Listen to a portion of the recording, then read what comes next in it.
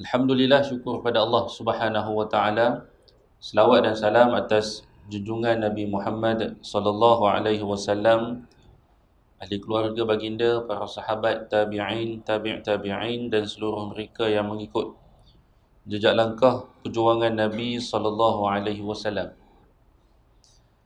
Alhamdulillah, syukur pada Allah Taala himpunkan kita pada pagi ini, dan insya-Allah seperti biasa kita akan sambung dalam perbincangan kita berkaitan dengan 10 asas akidah Imam Al-Ghazali rahimahullahu ta'ala. Yang mana kita membincangkan ini adalah asas-asas kefahaman tentang akidah, yang mana ia disusun oleh para ulama berdasarkan kepada aliran Asy'ariyah. Dalam tempoh beberapa bulan ni agak hangatlah perbincangan berkaitan dengan Asy'ariyah, Maturidiyah. Sampaikan ada orang yang menjadikan dia sebagai modal untuk menajamkan lagi pertembungan sesama umat Islam. Dan ada orang yang mempertikaikan, betul ke majoriti di Malaysia ni adalah Asy'ariyah Maturidiyah? Sebab bila ditanya, ramai yang tak tahu. Bila tanya, awak aliran apa dalam akidah? Tak tahulah, aliran Ahlus Sunnah. Ya, Ahlus Sunnah, tapi aliran apa? Entah, Ahlus Sunnah lah. Ada yang tak tahu, tak erti sebutlah Asy'ariyah Maturidiyah. Maka sebab itulah ada setengah orang kata nak sebut Asy'ariyah pun tak kita panggil tak betul, kan? Takut Asy'ari lain yang jadi dia. Sebab ada seorang lagi Asy'ari lain, kan? Tapi tu dikenali dengan nama Abuya lah. Jadi kita bagi tahu tak wajib, bukanlah satu syarat mesti pandai sebut. Yang penting kefahaman tentang akidah itu diselari dan dia tidak bercanggah dengan apa yang telah disusun oleh para ulama. Dan asas-asasnya itu dia bukanlah mesti hafal sifat 20, kemudian mesti faham tentang segala perbincangan dalam apa yang disebut dalam kitab-kitab, gunakan istilah-istilah mesti istilah yang sama. Kena faham ta'alluq pula dia ada ta'alluq suluhil qadim, adanya ta'alluq suluhil hadis, ada tanjizil qadim, tanjizil hadis. Bukan suruh hafal benda tu. Yang penting ialah benda tu selaras. Selaras apa dia? Selaras inilah asas-asas yang kita bincang sebelum ini. Kalau kita faham tentang pemaknaan itu sama dengan yang disusun oleh para ulama, walaupun kita tak tahu nama Asy'ariyah Maturidiyah, maksud dia kita adalah aliran yang sama. Jadi kita bukan nak bincang tentang nama orang dan kita nak menisbahkan dengan nama orang tersebut, tidak. Kita nak bagi akidah itu bertepatan, betul. Maka kalau ada di kalangan kita yang pada hari ini masih lagi tak erti nak sebut Asy'ariyah Maturidiyah, tak apa-apa lagi sampai sekarang, tak apalah, biarlah, lantaklah. Yang penting kita memahami akidah, mengenal Allah Ta'ala itu pada landasan dan pada lunas yang betul. Itu kita panggil perkara yang lebih besar sekali. Baik. Dan sebenarnya kalaulah kita susun balik ciri-ciri dia, kita akan nampak sebenarnya pertembungan di antara dua kumpulan yang klaim satu ni kumpulan menyatakan kumpulan salaf ataupun salafi, dan satu lagi klaim ianya adalah Asy'ariyah ataupun Maturidiyah. Kalau kita susun balik, sebenarnya pertembungan tersebut tidaklah jauh. Ada pertembungan kita kata yang besar, tapi kebanyakannya tak besar, melainkan kita masing-masing silap faham. Dia lebih kepada pertembungan dalam bentuk, kita panggil apa? Dalam bentuk lafaz, dalam bentuk penggunaan istilah. Ada orang yang tak suka guna perkataan takwil. Dia kata tak boleh takwil, haram bagi takwil. Tapi sebenarnya mereka pun mentakwil, tapi mereka tak nak kata itu takwil. Jadi tak ada masalah lah guna perkataan takwil ke guna perkataan tak takwil ke. Jadi tu kita kena faham tentang konsep yang ada dalam ahli sunnah wal jamaah, supaya kita tidak membesarkan dan menjauhkan lagi jurang pertembungan sesama umat Islam. Baik. Itu seberingkaslah. Nanti insya-Allah ada kesempatan nanti kita akan bincang dengan lebih detail. Kita dah bincang dah sebenarnya waktu awal-awal sebelum kita baca kitab ni, kita dah beritahu dah tentang sejarah perkembangan akidah. Kalau semua ingatlah. Kita mulakan dengan selepas daripada kewafatan Rasulullah, adanya perselisihan di kalangan sahabat sehinggalah menyebabkan lahirnya aliran yang disebut dengan nama Ahlus Sunnah wal Jamaah ini. Jadi ianya tak jadi satu perkara yang panggil asing daripada kita sebenarnya berkaitan dengan istilah-istilah tersebut. Tapi itu tak apalah. Kita akan sambung kita punya perbincangan kita pada pagi ini insya-Allah. Kita akan masuk pada prinsip yang ke-8. Setelah kita bincangkan ada 7 prinsip. Kita dah bincang ada 7 prinsip asas. 1, 2, 3, 4, 5, 6, 7, 8. Yang pertama kita bincang asas prinsip yang pertama adalah berkaitan dengan zat Allah Subhanahu Wa Taala. Apakah asas-asas yang kita kena faham tentang zat Allah Taala? Ini kita bincang pada peringkat yang pertama. Yang kedua, kita bincang tentang tanzih ataupun penyucian. Kita kena mentanzihkan Allah.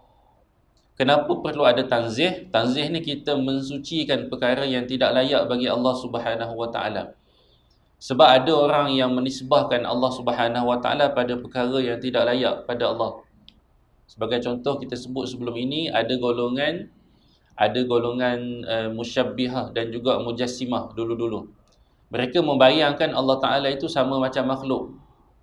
Mereka membayangkan ada setengah pandangan dulu-dulu kita panggil di zaman selepas daripada zaman perpecahan Islam tersebut, masuk elemen-elemen agama lain dalam Islam, maka ada sebahagian yang menggambarkan Allah Taala itu rupa parasnya macam manusia tetapi dalam bentuk cahaya.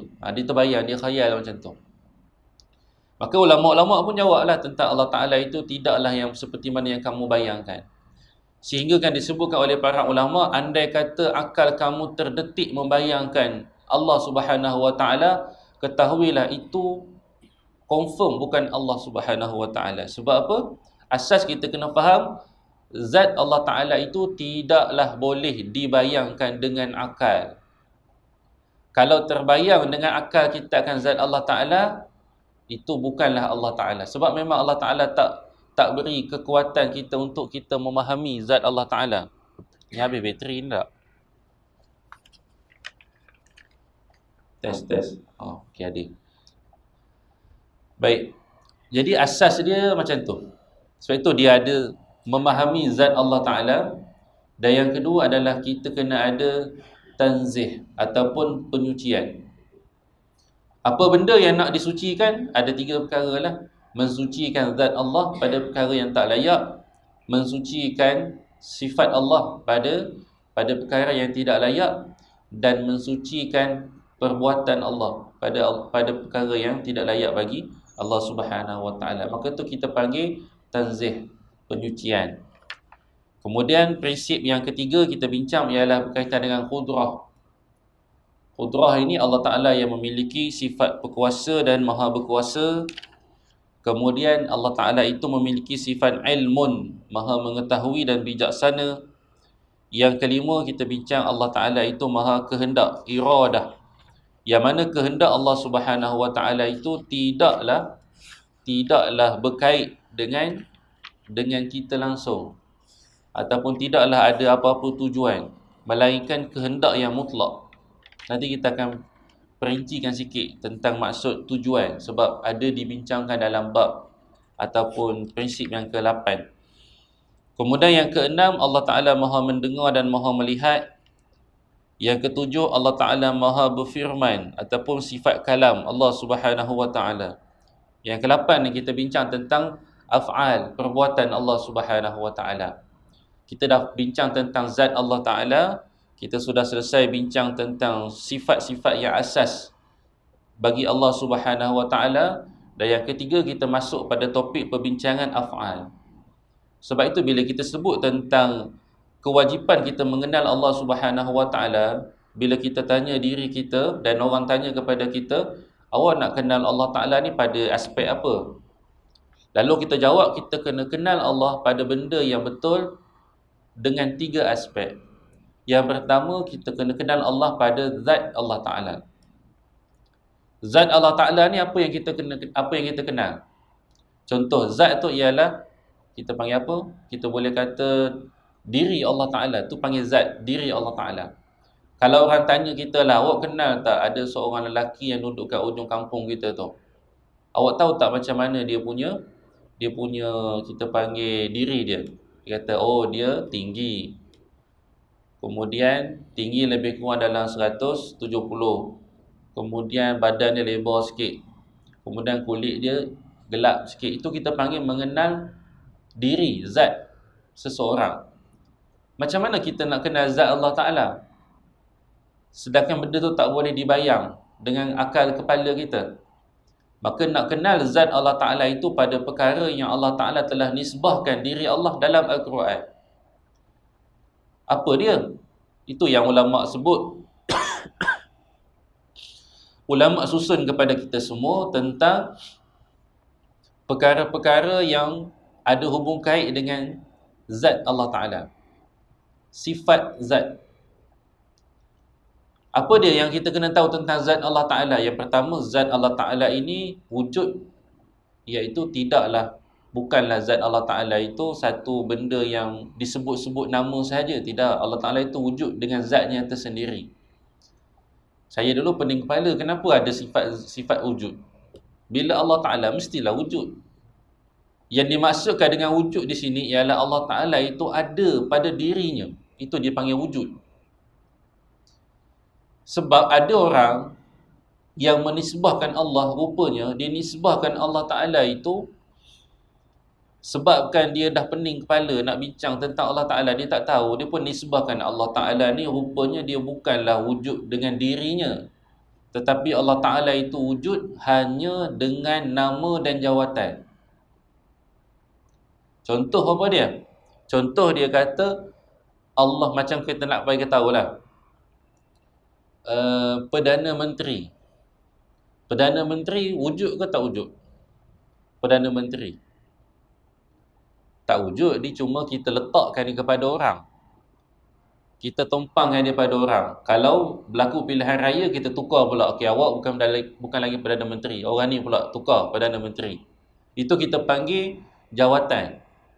Benda tu tak wujud pun. Kalau kita kata ada tak betul-betul wujud Perdana Menteri, yang betul-betul wujud Perdana Menteri? Tak ada. Perdana Menteri tu cuma jawatan yang kita bagi tahu. Yang wujudnya siapa? Yang wujudnya itulah dia.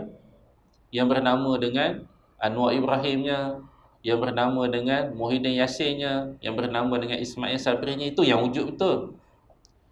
Perdana Menteri hanyalah satu jawatan. Rupanya ada segelintir kita yang memahami bahawa Allah itu adalah satu jawatan. Dia bukan satu wujud yang sebenar.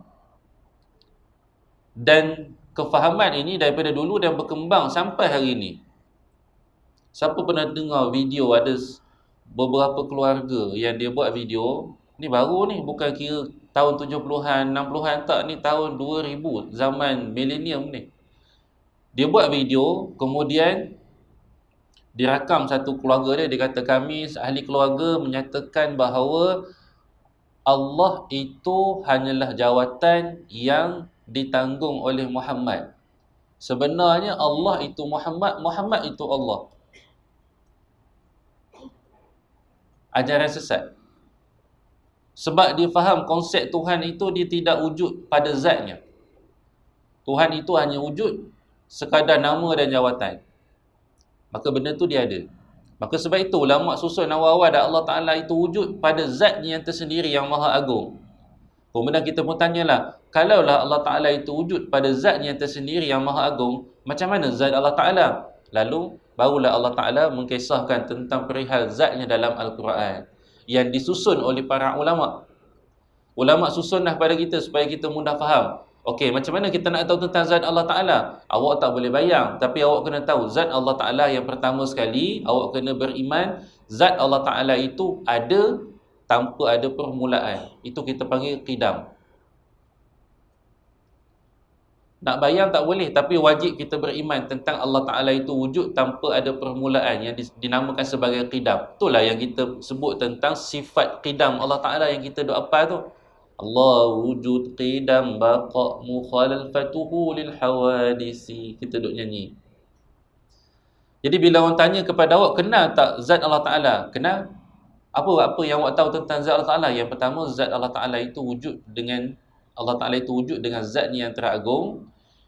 Kemudian zat Allah yang teragung itu adalah satu zat yang mana wujud tanpa ada permulaan. Itu dipanggil qidam. Lagi apa yang awak tahu tentang zat Allah Ta'ala? Zat Allah Ta'ala itu adalah satu zat yang tidak menerima binasa. Nama dia baqa'. Lagi apa yang awak tahu tentang zat Allah Ta'ala? Zat Allah Ta'ala itu mukhalafatuhu lil hawadis. Berbeza, kita panggil berlainan langsung dengan sekalian unsur-unsur yang ada pada manusia. Macam mana? Allah Ta'ala itu bukan daripada tanah, Allah Ta'ala bukan daripada api, Allah Ta'ala bukan daripada cahaya, Allah Ta'ala bukan daripada angin. Habis tu macam mana? Tak tahu. Yang penting Allah Ta'ala bukan sama macam makhluk. Maksud dia, penafian kita itu satu kewajipan, walaupun kita tak tahu. Ada setengah orang, dia tak nak nafi. Dia kata, aku tak tahu zat Allah Ta'ala, tapi aku tak tahu zat Allah Ta'ala dan aku tak nafi bahawa Allah Ta'ala itu ada kemungkinan dia sama dengan makhluk juga.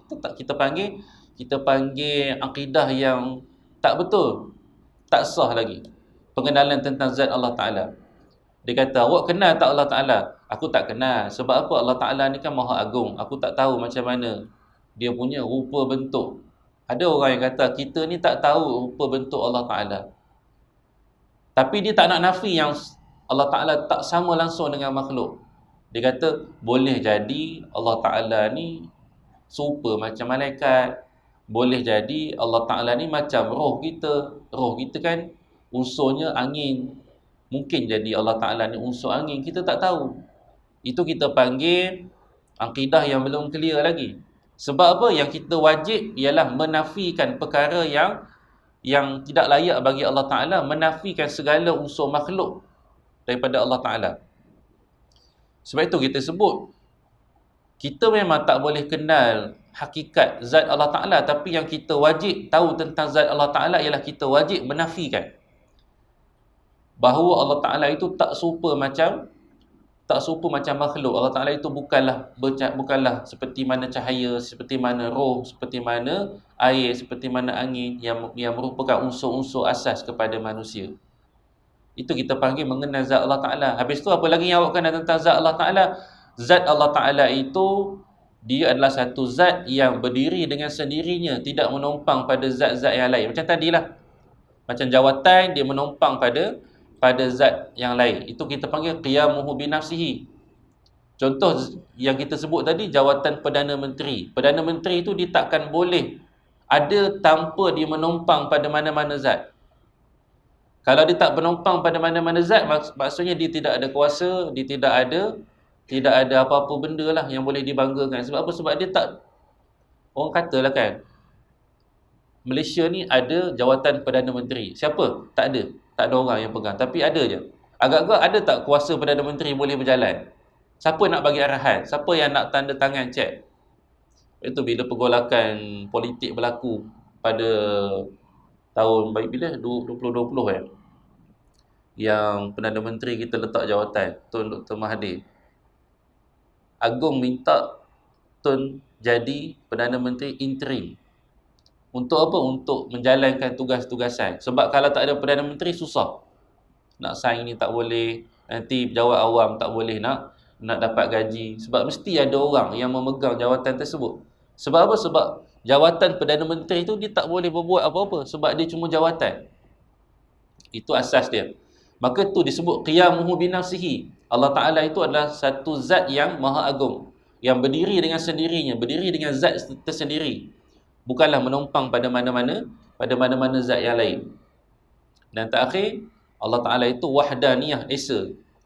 Zat Allah Ta'ala itu zat yang esa, tidaklah sama dengan mana-mana makhluk yang lain. Ini 5 benda yang kita dapat kenal tentang zat Allah Subhanahu Wa Ta'ala.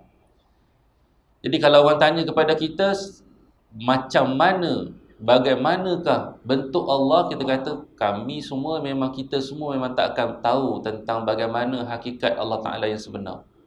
Yang kami tahu 5 benda ni je tentang Allah Ta'ala. Allah Ta'ala itu qidam, Allah Ta'ala itu baqa, Allah Ta'ala itu mukhalafatuhu lil hawadis, Allah Ta'ala itu qiyamuhu binafsihi, Allah Ta'ala itu wahdaniyah. Lebih daripada tu tak tahu. Warna apa, jangan tanya, tak ada kaitan, tu semua makhluk. Yang kami tahu 5 benda je tentang zat Allah Ta'ala. Itu kita panggil mengenal zat Allah Ta'ala. Kemudian bila kita dah kenal zat Allah Ta'ala, barulah kita pergi pada perbincangan mengenal sifat Allah Subhanahu Wa Ta'ala. Sifat Allah Ta'ala yang asasnya, kalau yang kita bincang bukanlah moden, mutaakhir ini, kebelakangan ini 7 sifat. Tapi yang asasnya paling-paling tidak pun kita kena tahu ada 3 sifat asas ataupun 4 lah. Yang pertama, mengetahui sifat kudrah Allah Ta'ala. Ini sifat wajib kita faham. Sifat kudrah Allah Ta'ala, sifat iradah Allah Ta'ala, sifat ilmun Allah Ta'ala. Ini 3 sifat asas yang wajib kita tahu. Habis tu sifat yang 99 nama lain tu macam mana? Kalau kita perasan semua 99 nama lain, nama Allah Ta'ala semua dia akan masuk dalam 3 sifat tu. Cuba susun, akan pergi pada 3 sifat tu. Takkan larilah. Kan? Ar-Rahman masuk dalam mana? Masuk dalam kudrah. Ar-Rahim masuk dalam kudrah. Al-Ghafur masuk dalam kudrah. Semualah. Allah yang Maha memberi rezeki masuk dalam kudrah. Allah yang menyempitkan rezeki masuk dalam kudrah. Kemudian Allah Al-Khabir yang Maha mengetahui secara teliti masuk dalam ilmu. Dia akan masuk dalam 3 benda tu. Itu kita panggil ibu sifat. Okay, sebab itu kita ambil asas dia 3. Ataupun setengah lagi tambah 1 lagi. Imam Ghazali tak masuk kan, tapi ada setengah ulama tambah lagi 1 jadi 4. Hayah, kehidupan, Allah yang Maha hidup. 4 benda ni. Kemudian adalah perbincangan tambahan, iaitu sama', basar, kalam. Yang ni ditambah oleh ulama supaya dapat membetulkan perkara-perkara yang kita panggil berlawanan dengan akidah-akidah yang lain. Itu kita panggil asas pada sifat Allah Ta'ala. Dan yang ketiga, cabang mengenal Allah Ta'ala ialah mengenal Allah Ta'ala pada perbuatan Allah Ta'ala. Itu yang kita bincang tu. Kita dah baca dah peringkat awal sebelum ni. Cuma kita nak bagi nampak sikit. Setengah orang dia tak nampak. Bila baca sebagai poin-poin yang terasing, dia tak nampak pecahan asas. So pecahan asas kita kena faham, kenal Allah yang pertama, zat, yang kedua sifatnya, dan yang ketiga ialah perbuatan Allah Ta'ala. Yang dimaksudkan dengan perbuatan Allah Ta'ala ini ialah kita mengenal apakah Allah Ta'ala, apakah perbuatan Allah Subhanahu Wa Ta'ala. Kunci dalam kita memahami perbuatan Allah Ta'ala dalam pertemuan kita yang lepas, kita kena letakkan bahawa setiap af'al ataupun setiap perbuatan Allah Ta'ala ataupun setiap perkara yang berlaku dalam kehidupan kita dan dalam alam ini, sama ada alam tu di bumi, di langit ataupun di mana-mana sahaja, kesemuanya terjadi dengan perbuatan Allah Ta'ala. Maksudnya dengan sebab Allah yang buat. Allah Ta'ala nak buat, sebab tu kita bincang ujung sikit dalam perbuatan. Sebab apa? Allah takkan buat kalau Allah Ta'ala tak ada 3 sifat ni. Yang pertama kudrah, iradat, ilmun. Tambah dengan 4 lah hayah, hidup. Contoh apa dia? Contoh kita kata surau. Dibina surau ini. Ada kipas, ada dinding, ada tiang. Kita takkan boleh buat satu bangunan, kita takkan boleh buat surau ni kalau kita tak ada elemen 4 ni tadi. Yang pertama, kita tidak ada kekuatan. Yang ketiga, kita tidak ada kehendak. Yang ketiga, kita tidak ada pengetahuan. Dan yang keempat, kita ni tak hidup. Contoh, kita nak bina satu binaan, nak buat rumah lah senang, surau payah sangat kan. Kita nak buat rumah kat kampung kita. Kita nak, maksudnya kita ada kehendak, iradah. Kita dah belajar dah cara nak buat rumah.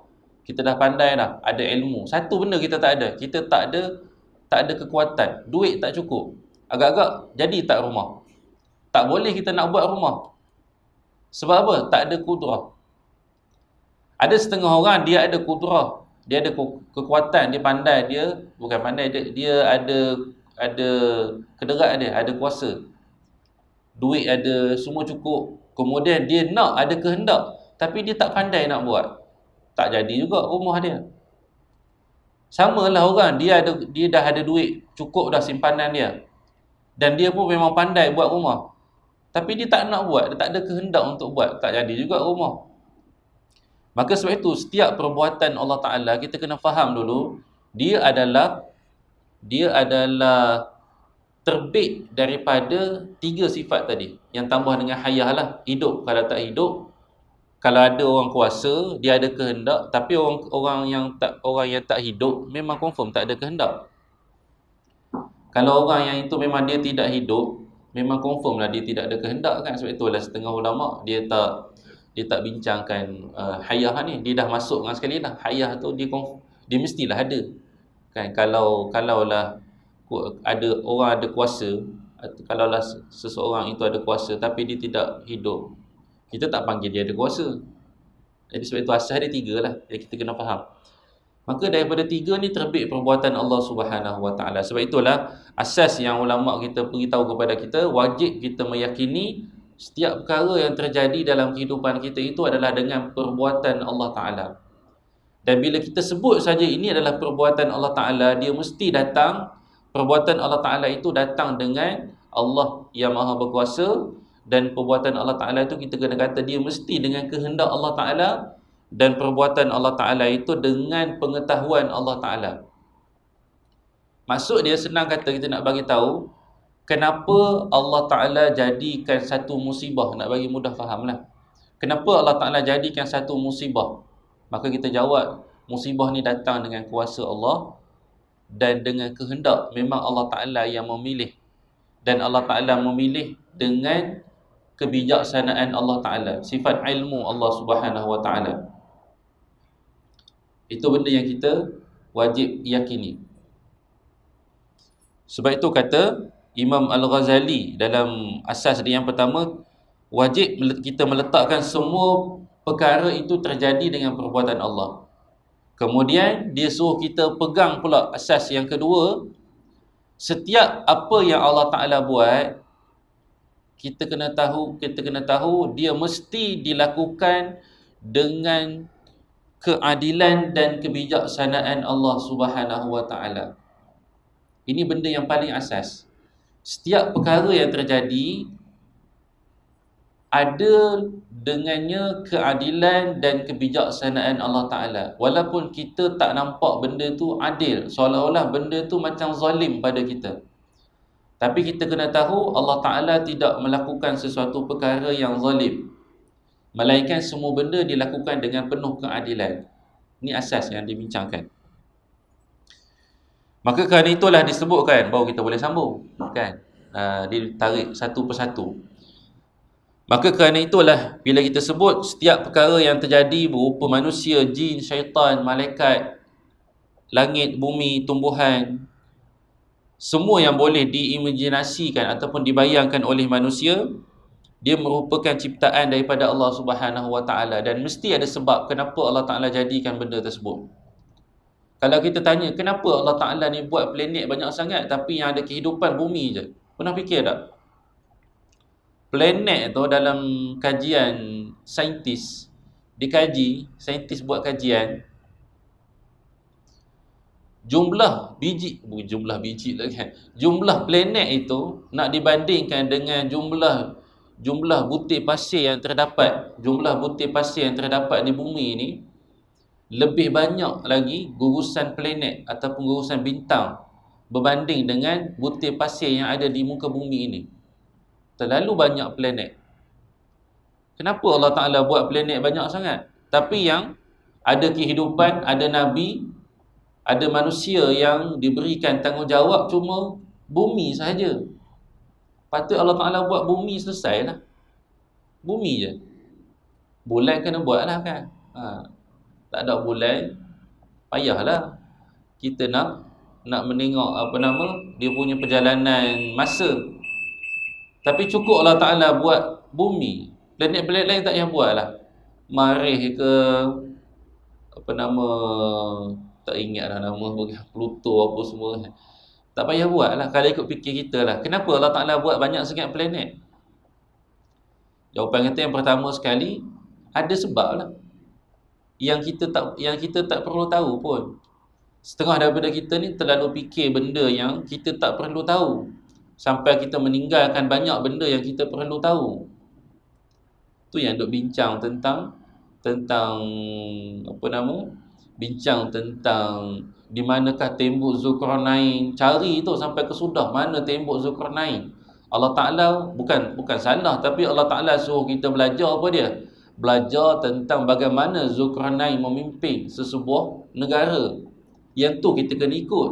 Yang ni suruh pimpin cara Zulkarnain tak nak juga ambil cara pimpin barat. Tapi sibuk cari tembok Zulkarnain. Itu kita panggil terbalik. Jadi yang Allah Subhanahu Wa Ta'ala suruh kita buat, meletakkan segala perkara yang berlaku itu di atas kekuasaan Allah Ta'ala. Dan meyakini mesti ada sebab. Setengah ulama bincang kenapa Allah Ta'ala menciptakan dan menceritakan kepada kita semua tentang kehebatan Allah Ta'ala. Allah Ta'ala ni cipta langit, kita sebut tadi, yang bilangan planet yang melebihi butir pasir tu. Itu yang ada dalam langit kita, yang pertama. Langit kedua kita tak tahu apa benda ada. Tapi Allah Ta'ala ciptakan langit 7 lapis. Kenapa Allah Ta'ala cipta langit 7 lapis yang manusia tak ada seorang pun boleh tengok 7 lapis langit? Dan Allah Ta'ala ceritakan kepada kita tentang kehebatan langit Allah Subhanahu Wa Ta'ala. Ulama bincang sebagai satu bentuk pengkhabaran kepada kita supaya kita nampak kebesaran Allah Ta'ala. Cukup tak itu je. Walaupun awak tak tengok, tapi melalui lidah Rasul memberitahu bahawa langit ini tibaqa, disusun 7 lapis. Kita baca surah Al-Mulk kan? Tibaqa, disusun berlapis-lapis, 7 lapisan langit. Nak cerita tentang kehebatan Allah Subhanahu Wa Ta'ala, supaya kita nampak akan kehebatan dan keagungan Allah Ta'ala dalam penciptaan. Supaya kita tak sombong, kita tak rasa lemah ketika mana kita diuji. Sebab setengah orang bila diuji, dia akan rasa hilang, putus harapan. Zaman sekarang ni banyak ada masalah-masalah berkaitan dengan masalah-masalah yang terkait dengan masalah mental.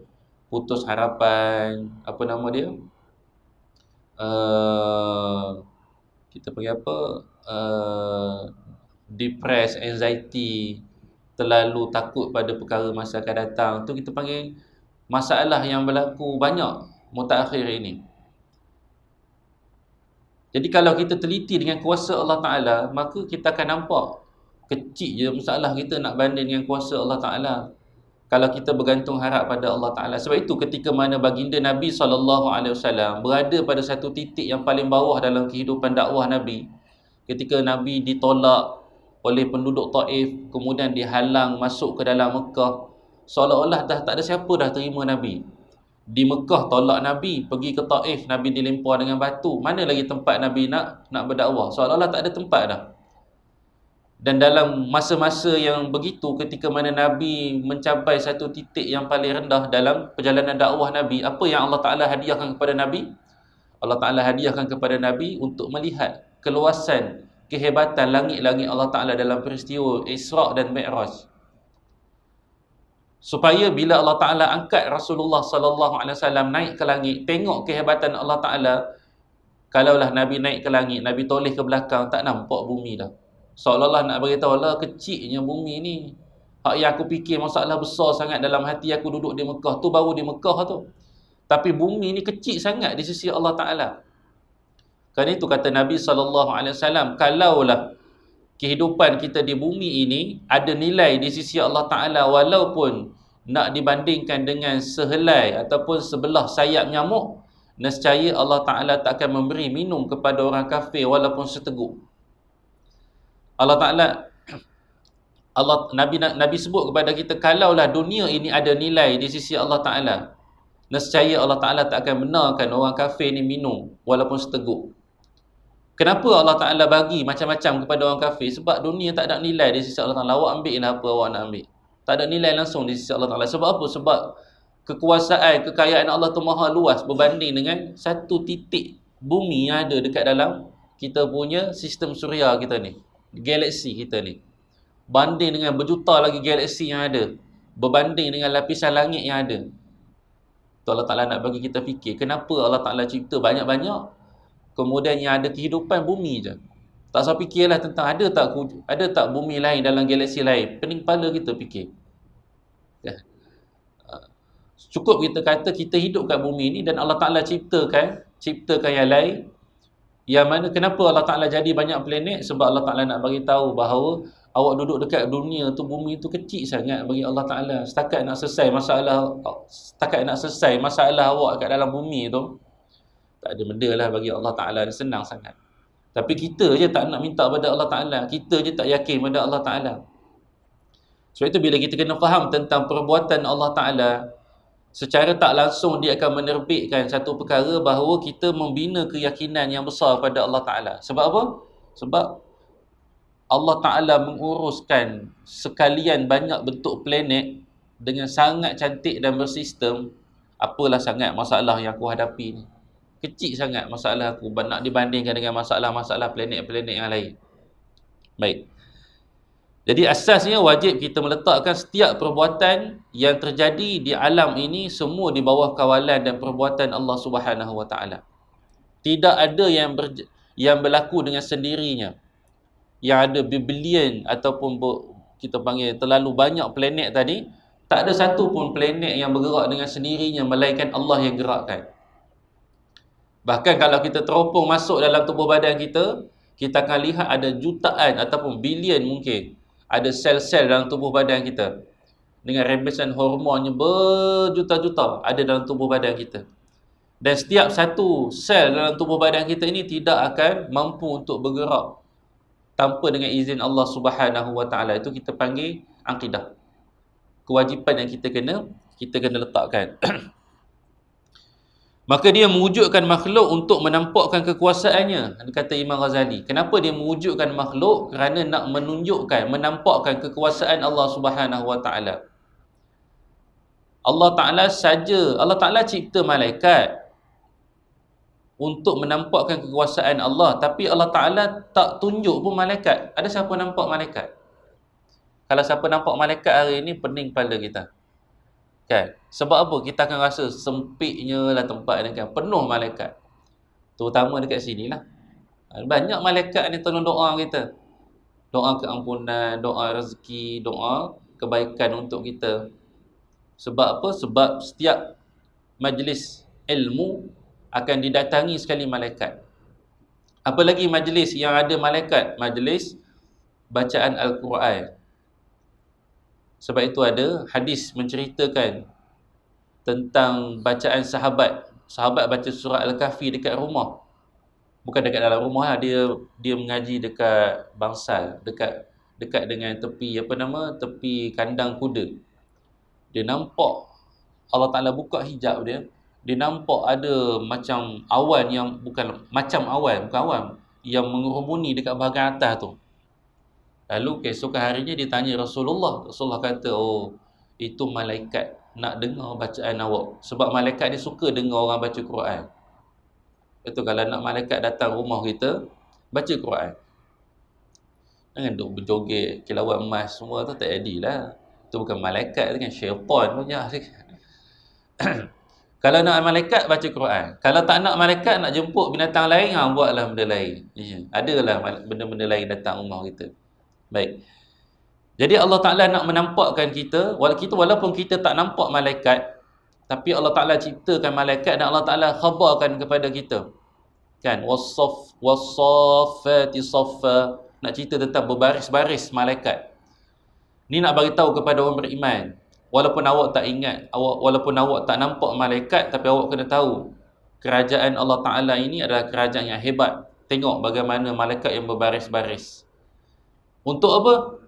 Ni nak bagi kita rasa takut, supaya kita ni tak sombong, supaya awak jangan ingat awak ramai sangat follower, ramai sangat pengikut, ramai sangat orang yang agung-agungkan awak rasa hebat sangat nak langgar perintah Allah Ta'ala. Awak kena ingat, Allah Ta'ala ni bukan setakat macam awak.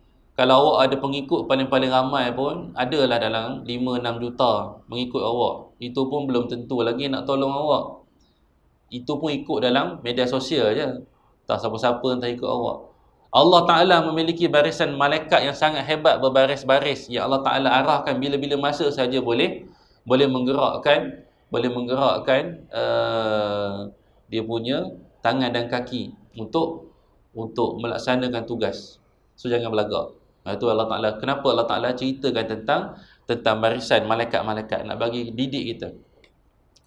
Maka kerana itu kata Imam Ghazali, Allah Ta'ala mencipta ataupun mewujudkan makhluk adalah tujuannya menampakkan kekuasaan, supaya kita ni meletakkan Allah Ta'ala itu maha berkuasa, kita letak Allah Ta'ala itu maha agung, maha perkasa dan maha hebat. Dia menciptakan makhluknya, ini cerita kita pula. Allah Ta'ala menciptakan makhluknya dan membebani mereka dengan pelbagai kewajipan. Asas yang kita kena faham, Allah yang ciptakan kita dan Allah Ta'ala yang mewujudkan kewajipan kepada kita. Dan Allah Ta'ala tak ada tertanggung kewajipan. Asas yang kita kena faham, yang ada kewajipan kita, Allah tak ada kewajipan. Itu yang kita kena faham tentang perbuatan Allah Ta'ala. Dan setiap perkara kita yang kita buat di atas kewajipan yang kita buat tadi, Allah tak wajib bayar. Bukan kewajipan Allah untuk bayar. Sebab kalau Allah Ta'ala wajib, dia menisbahkan pada perkara kelemahan pada Allah Ta'ala. Habis tu kalau kita buat amal soleh, Allah Ta'ala tak wajib bayar? Tak wajib. Habis tu dapat pahala tak? Dapat. Tapi Allah Ta'ala bagi kita pahala bukan disebabkan Allah Ta'ala terpaksa bahagi. Ini yang ulama bincang, benda yang kita kena faham. Perbuatan Allah Ta'ala tidak ada benda yang Allah Ta'ala terpaksa buat. Tidak ada kewajipan bagi Allah Ta'ala, melainkan apa yang Allah Ta'ala bagi itu hanyalah yang disebut dengan nama kurniaannya. Kurniaan itu maksud dia kurnia. Kurnia ni kita akan bagi tahu bila kita sebut tentang kurnia, dia lebih, kalau kita faham mudah, berkaitan dengan anugerah ataupun hadiah. Allah berkenan, kurnia. Kalau Allah Ta'ala tak berkenan, kita tak boleh nak tuntut.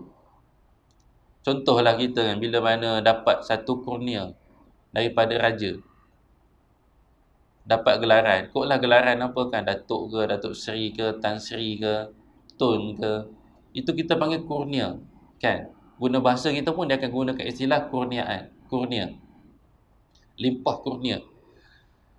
Kurnia ni maksudnya benda yang kita panggil memang raja willing nak bagi di atas jasa kamu. Kalau raja tak bagi pun, kita tak kata raja zalim lah, dia ni banyak berjasa tapi tak nak bagi pun dia kurnia, tak ada zalim lah. Sebab apa? Ikut suka raja lah nak bagi ke tak bagi. Sebab benda tu bersifat kurnia. Tapi kalau gaji, kalau kita dalam konteksnya gaji, kalau tak bagi, majikan akan dituduh zalim. Betul tak? Kan, kerja dah cukup sebulan, tiba kata tak boleh lah bayar gaji. Sebab apa? Aku bos, suka hati lah nak bayar gaji, tak bayar gaji. Tak boleh itu. Sebab dia panggil, dia terikat. Jadi apa yang kita buat, kita bukan seperti mana pekerja dengan bos. Kita beribadat bukan sebagai seorang pekerja, tapi sebagai hamba. Bila hamba, konsep dia Allah Ta'ala tak wajib bagi kepada kita. Tetapi Allah Ta'ala akan beri kurnia kepada kita mengikut keadilan dan kebijaksanaan Allah Ta'ala. Itu kita kunci awal-awal tadi. Allah Ta'ala akan bertindak. Perbuatan Allah Ta'ala akan sentiasa dilakukan oleh Allah Ta'ala dengan asas keadilan dan kebijaksanaan Allah Ta'ala. Tetapi tidaklah kita ikat perbuatan Allah Ta'ala itu dengan kewajipan. Sebab apa ulama bincang benda macam ni? Sebab Mu'tazilah dia meletakkan bahawa Allah Ta'ala wajib. Kalau Allah Ta'ala tak buat sesuatu perkara, tak beri kebaikan, tak beri pahala kepada seseorang, tak masukkan syurga disebabkan dia beramal ibadat, maka Allah Ta'ala ni dilihat zalim. Kata kita tak ada zalim lah. Sebab itu bagi akidah kita, Ahlus Sunnah wal Jamaah, kita masuk pahala bukan, kita masuk syurga bukan disebabkan amalan soleh. Bagi Mu'tazilah, kenapa kita dimasukkan ke dalam syurga? Sebab kita dah buat amal soleh, maka Allah Ta'ala kena masukkan dalam syurga. Kita kata tu awak dah meletakkan Allah Ta'ala tu sebagai Tuhan yang lemah. Sebab apa? Sebab Allah Ta'ala terpaksa terikat dengan peraturan sendiri. Jawapan Ahli Sunnah apa dia? Jawapan Ahli Sunnah, Allah Ta'ala memasukkan seseorang dalam syurga dengan kurnianya. Maksudnya dengan kehendak Allah Ta'ala. Dan kehendak Allah Ta'ala itu berdasarkan kepada sifat keadilan dan kebijaksanaan Allah Subhanahu Wa Ta'ala. Ataupun setengah ulama' ataupun setengah doktor kita akan sebut Allah memasukkan syurga dengan fadilatnya, dengan keutamaan yang ada pada Allah Ta'ala. Dan Allah Ta'ala memasukkan seseorang ke dalam neraka bukan sebab dia neraka. Allah Ta'ala masukkan seseorang ke dalam neraka sebab apa? Sebab ada keadilan di sisi Allah Ta'ala. Ada benda. Kerana itu kalau kita tanya pada Mu'tazilah, boleh tak Allah Ta'ala nak mengazab semua orang beriman sedangkan dia tak buat dosa pun? Kata Mu'tazilah, mana boleh macam tu? Allah Ta'ala dah buat peraturan orang beriman kena, orang beriman yang beramal soleh akan masuk ke dalam syurga. Maka Allah Ta'ala kena buat, tak boleh nak langgar. Kita kata habis tu Allah Ta'ala ni terpaksa lah. Jadi kalau orang tanya kita, boleh tak Allah Ta'ala memasukkan orang kafir yang tak beriman langsung, Allah Ta'ala nak masukkan dalam syurga? Kita kata, masalah boleh lah, syurga Allah Ta'ala punya. Dari sudut boleh tak boleh tu kena faham tu, jangan berhenti takat tu. Dari sudut boleh tak boleh, jawapan kita boleh. Cuma kita jawab, tetapi Allah Ta'ala akan melakukan dengan kebijaksanaan dan keadilan Allah Ta'ala. Dan dari sudut boleh tak boleh, hak Allah Ta'ala. Tapi Allah Ta'ala bagi tahu Allah Ta'ala akan memasukkan hanya orang yang ada iman sahaja. Sebab apa? Sebab Allah Ta'ala dah berjanji. Tetapi Allah Ta'ala tak wajib pun ikut janji Allah Ta'ala. Bukanlah tak wajib tu maksudnya Allah Ta'ala boleh langgar janji.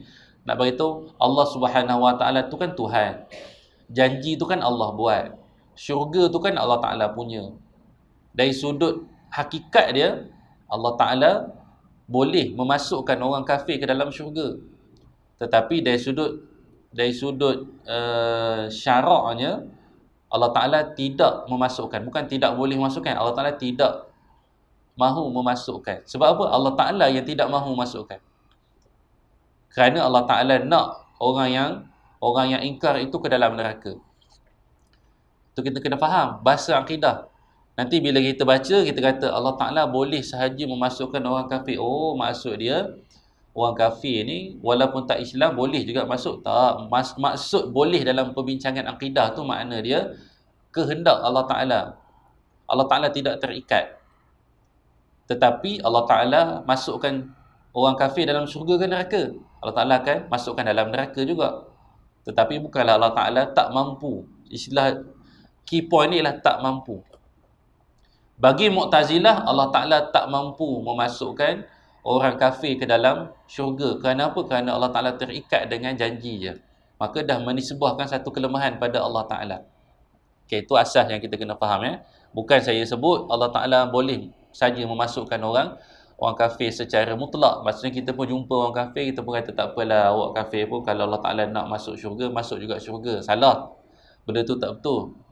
Yang betulnya kita nak bagi tahu, nak lawan pada istilah Mu'tazilah, iaitu telah memerangkap Allah dengan peraturan yang Allah Ta'ala telah berikan. Jadi Allah Subhanahu Wa Ta'ala boleh sahaja membuat apa sahaja yang Allah Ta'ala berkehendak. Sebab apa? Sebab setiap perkara yang Allah Ta'ala wajibkan kepada kita, Allah Ta'ala balas berdasarkan kepada kurniaannya, bukan kepada keperluannya. Dan dia menganugerahkan kenikmatan, dia anugerahkan kepada orang yang berusaha bersungguh-sungguh. kerja siang malam, Allah Ta'ala anugerahkan kepada nikmat serta kebaikan kepada hamba dengan apa? Dengan kemurahan yang ada pada Allah Ta'ala. Bukan disebabkan dia berusaha bersungguh-sungguh, Allah Ta'ala ni, aku kena bagilah. Sebab apa? Dia dah siang malam bekerja. Tak.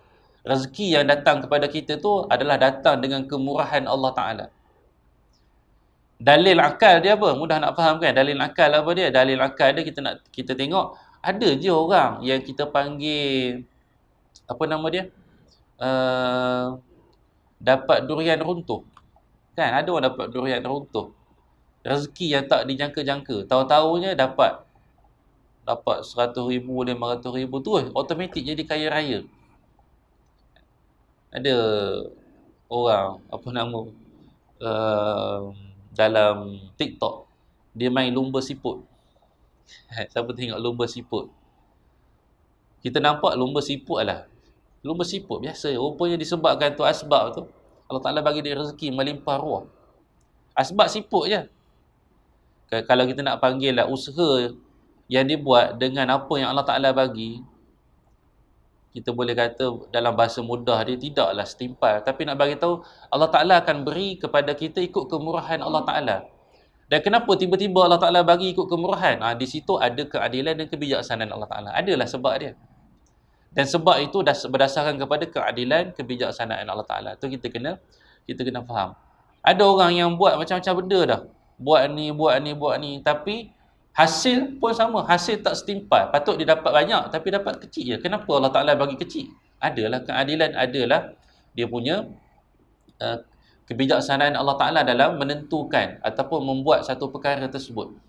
Maka itu asas yang kita kena faham. Maka Allah Ta'ala bagi kepada kita kenikmatan dan kebaikan berdasarkan kepada kemurahannya, bukan dasar kemestian. Sebab apa? Sebab kurniaan, kebaikan, nikmat dan segala anugerah semua tu hak milik Allah Subhanahu Wa Ta'ala. Kemudian Allah Ta'ala mampu untuk menimpakan azab kepada hamba-hambanya. Dan Allah Ta'ala ataupun menguji mereka dengan pelbagai rasa sakit dan penyakit yang tidak kunjung sembuh.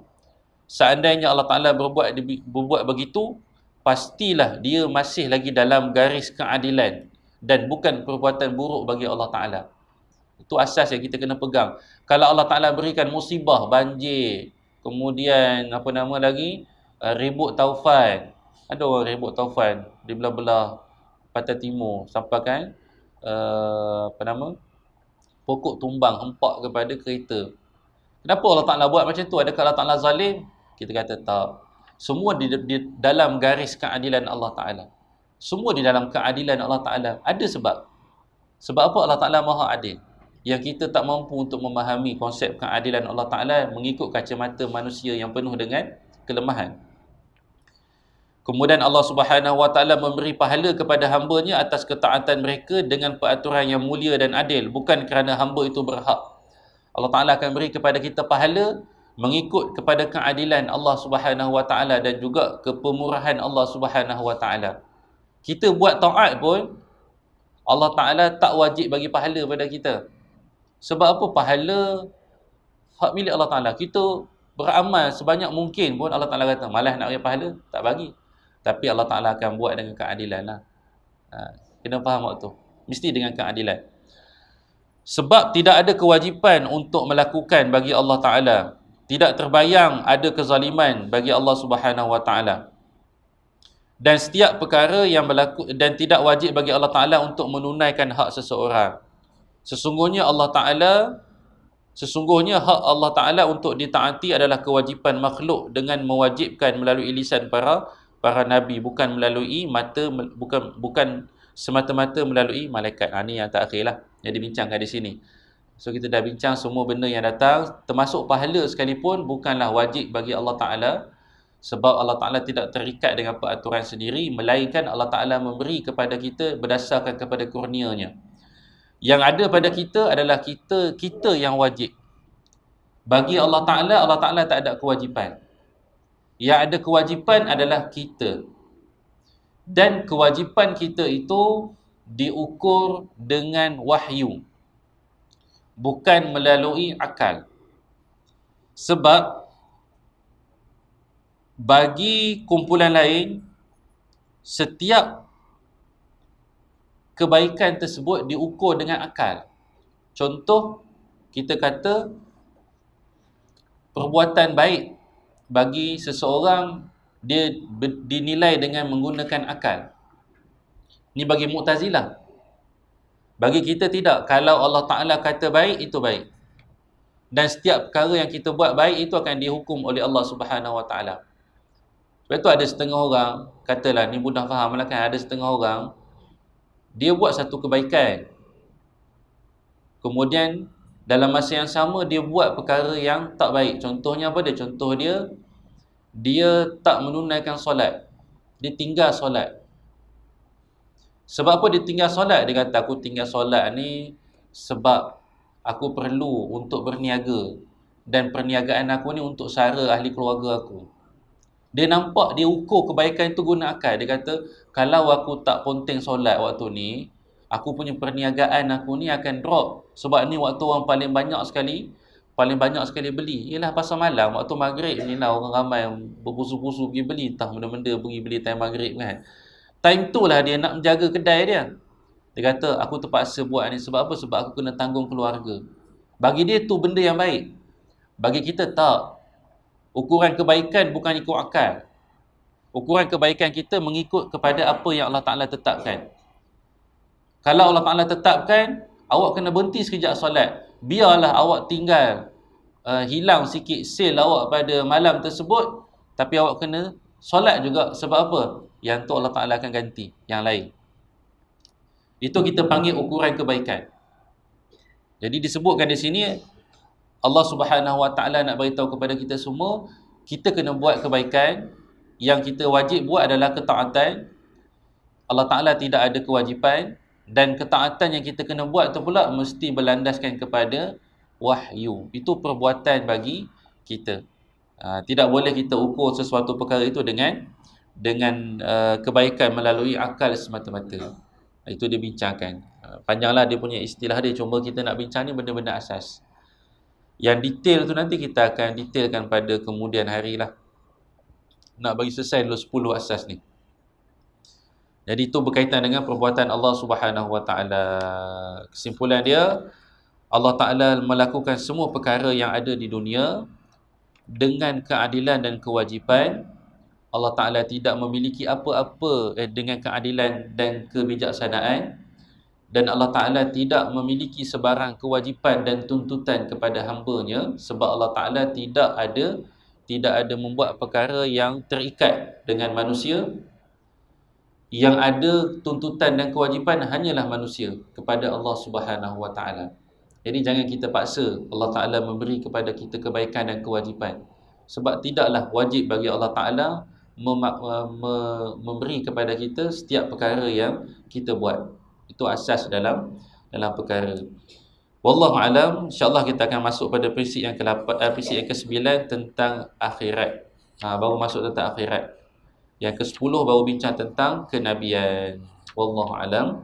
Aqulu qouli hadza wa astaghfirullahal azim li wa lakum wa billahi taufiq wal hidayah. Assalamualaikum warahmatullahi wabarakatuh. A'udzubillahi minasyaitonir rajim. Bismillahirrahmanirrahim. Alhamdulillahirabbil alamin wassalatu wassalamu ala Rasulillah wa ala alihi wa sahbihi ajma'in. Allahumma zidna ilma warzuqna fahma. Allahumma nawwirna bi nur ilmika wa ab'adna an-nisyan. Sallallahu ala sayyidina Muhammad wa ala alihi wa sahbihi wasallam. Alhamdulillahirabbil alamin.